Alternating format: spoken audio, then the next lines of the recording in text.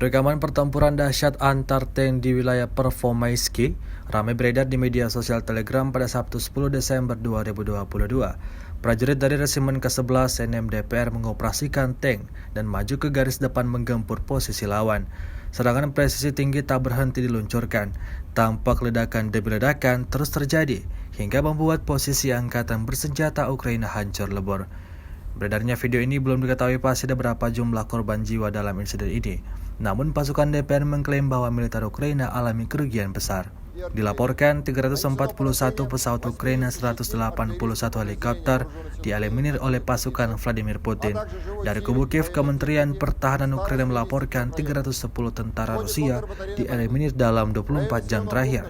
Total 93.390 prajurit Rusia meninggal sejak awal konflik hingga hari ke-290.